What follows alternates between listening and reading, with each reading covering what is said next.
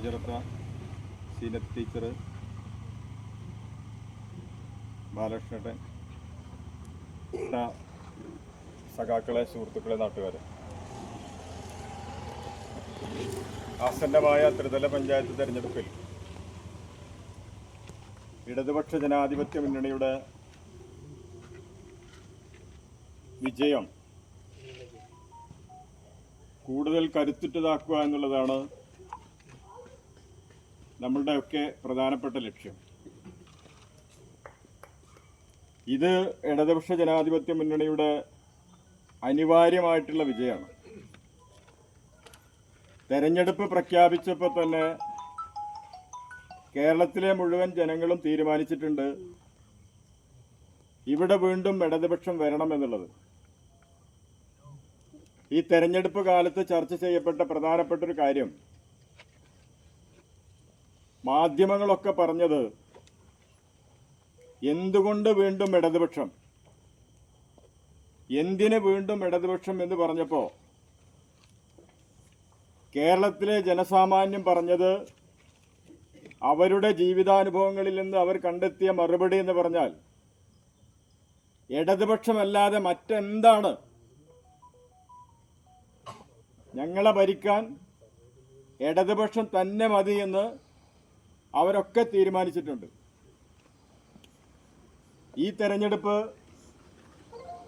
ഒരു സെമി ഫൈനലായിട്ട് കണ്ടാൽ വരാൻ വേണ്ടി പോകുന്ന ഒരു ഫൈനൽ തെരഞ്ഞെടുപ്പ് 3-4 മാസങ്ങൾക്കകം വരാൻ വേണ്ടി പോകുന്നുണ്ട്.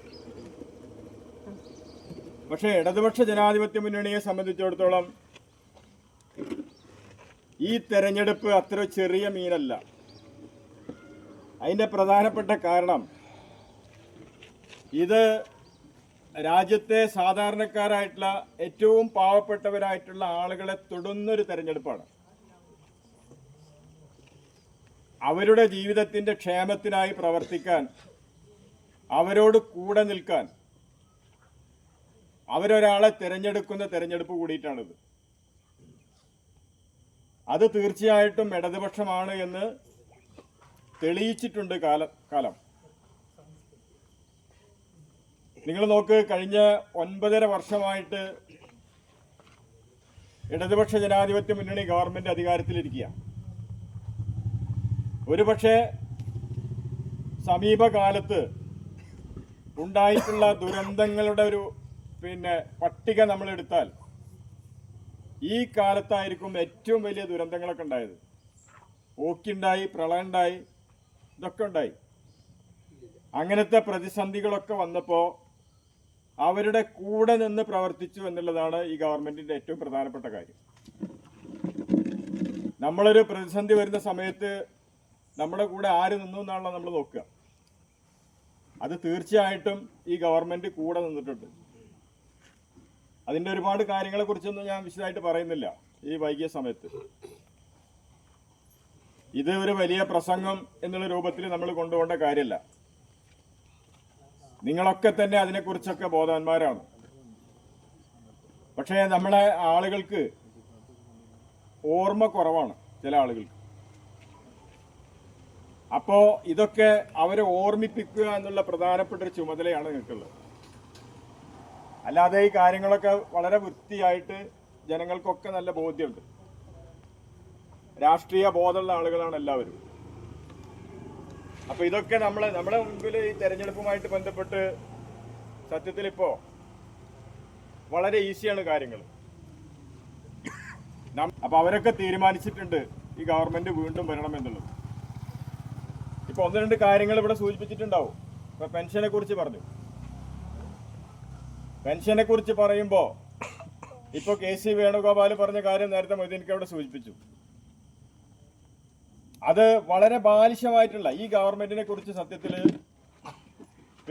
അങ്ങനെ പ്രതിപക്ഷത്തിന് പറയാൻ പോലും ഒന്നുമില്ല. എന്ത് പറഞ്ഞാണ് ഒരു പ്രതിഷേധ സമരം അവർ നടത്തിയത്? ഈ 9.5 വർഷ കാലഘട്ടത്തിൽ ഈ ഗവൺമെന്റിനെ കുറിച്ച് എന്താണ് അവർ പറഞ്ഞത്? ഒരു അധിക്ഷേപം എന്താണ്? ഈത്തപ്പഴത്തിനുള്ളിൽ സ്വർണം കടത്തിയെന്ന് അന്ന് പറഞ്ഞു അല്ലേ? പിന്നെ പറഞ്ഞു പിന്നെ മുസാഫിന്റെ ഉള്ളിൽ സ്വർണം കടത്തി. ഇപ്പൊ അതൊക്കെ പോയല്ലോ. ഇപ്പൊ ഒന്നും പറയാനുമില്ല. ഇപ്പൊ പെൻഷൻ പ്രഖ്യാപിച്ചപ്പോൾ തന്നെ അവർ പറഞ്ഞത് എന്താ? അത് ആളുകൾക്ക് കൈക്കൂലി കൊടുത്തതാണ്. ഈ പെൻഷനെ കുറിച്ച് പറയാൻ ഈ UDF എന്താ അധികാരമുള്ളത്? ഇത് കൊണ്ടുവന്നതാരാ?